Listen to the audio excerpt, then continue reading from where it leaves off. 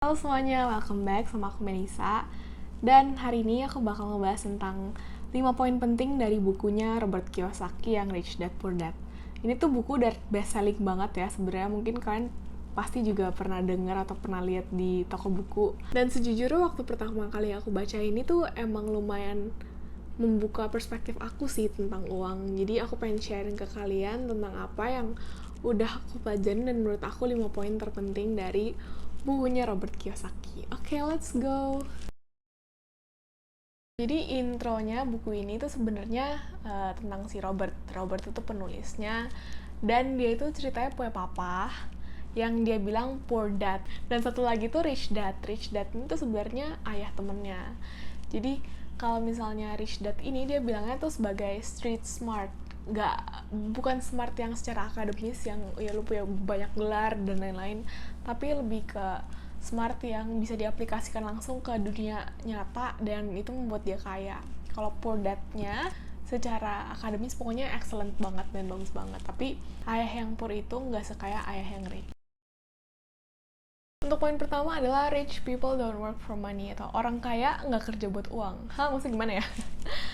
Jadi dia bilang sebenarnya kan kita tuh diajarin dari dulu untuk gimana cara sih punya uang banyak.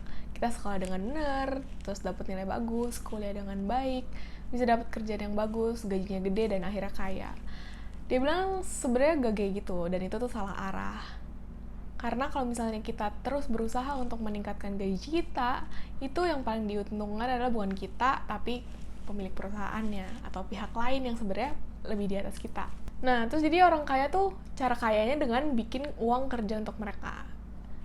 Jadi mereka nggak beli barang-barang mewah, nggak foya-foya, tapi uangnya itu ditaruh di tempat yang bisa bikin uangnya itu bekerja buat mereka.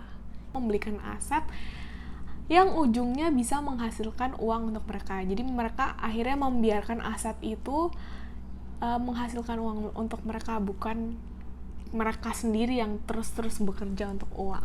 Kalau misalnya kita menghabiskan seluruh waktu kita untuk bekerja untuk uang, kita nggak bakal jadi kaya.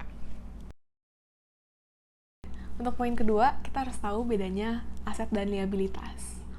Oke, jangan panik dulu, ini emang bahasa akuntansi, tapi sebenarnya konsepnya simpel banget. Aset adalah hal-hal yang menambah uang untuk kita, sedangkan liabilitas adalah sesuatu yang menghabiskan uang. Sesimpel itu. Sebenarnya konsep itu simpel kayak gitu doang. Tapi kadang kita tuh kebalik-balik antara aset sama liabilitas. Contohnya yang paling aku inget banget adalah tentang rumah. Nah, rumah ini selama ini aku pikir, oh itu aset. Tapi ternyata rumah itu belum tentu aset. Tergantung fungsinya itu untuk apa. Misalnya kalau misalnya rumahnya itu dijadiin tempat kosan dan itu bisa kasih kita uang bulanan, pendapatan bulanan tambahan, itu bakal jadi aset. Tapi kalau misalnya rumahnya itu kita beli dengan KPR, nah itu kan bakal bikin kita harus bayar KPR cicilan tiap bulan, terus harus bayar juga biaya maintenance-nya atau pemeliharaannya. Nah itu menjadi sesuatu yang mengambil uang dari kita dan itu bukan menjadi aset. Jadi kata rich dad ini sebenarnya simpel banget untuk jadi kaya. Kita harus mengidentifikasi aset yang sebenarnya itu yang mana, terus membelinya.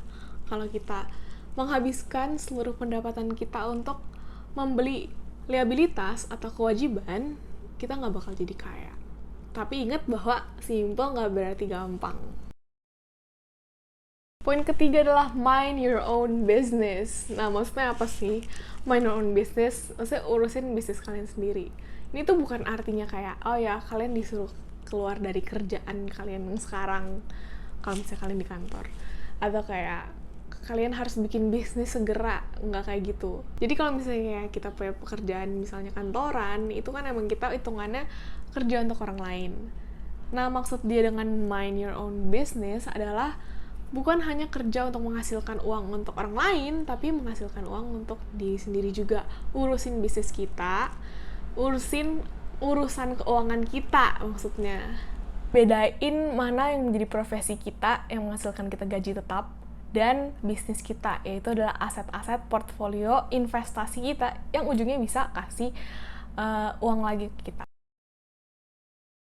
Pelajaran yang keempat adalah untuk mengedukasikan diri kita tentang keuangan. Nah, aku tahu justru kebanyakan dari orang itu nggak dapat edukasi finansial yang cukup dan oke dan proper gitu. Jadi si Robert bilang ada 3 step gimana cara mengedukasikan diri tentang keuangan kita. Yang pertama itu adalah untuk ngecek kondisi keuangan kita. Kita tuh udah punya berapa sih sekarang? Kita tuh ada utang nggak sih sekarang? Apakah finansial kita udah tergolong sehat atau belum? Menurut kalian sendiri aja. Dan yang kedua adalah untuk menetapkan tujuan keuangan. Nah, tujuan keuangan ini adalah secara simpel adalah tujuan yang bisa dicapai dengan uang gitu. Yang ketiga adalah mengedukasikan diri untuk mencapai tujuan tersebut gitu. Misalnya tujuan kita adalah untuk menikah. Gimana cara kita bisa mengumpulkan uang sebanyak sekian ratus juta untuk menikah?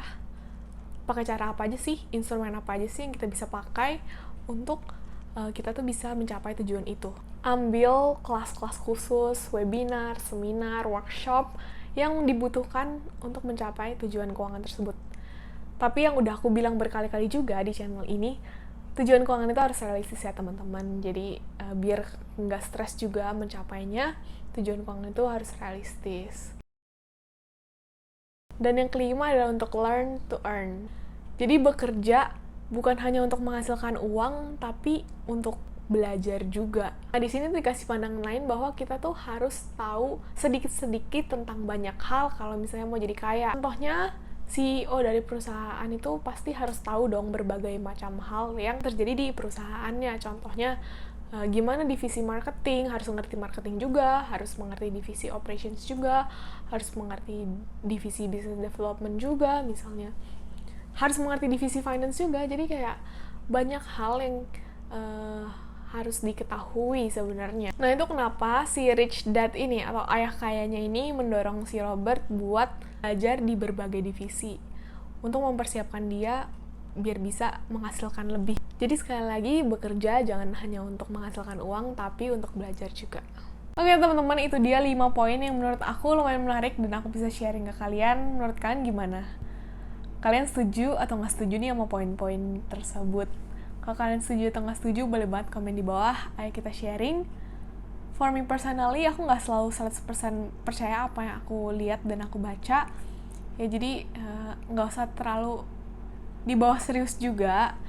Emang cara kaya itu kan nggak cuma satu ya, ada macam-macam. Jadi kayak do what works for you aja sih menurut aku. Oke, seperti biasa, thank you banget udah nonton video ini. Like kalau kalian suka, subscribe kalau kalian mau support channel aku, and I'll see you next time. Dadah!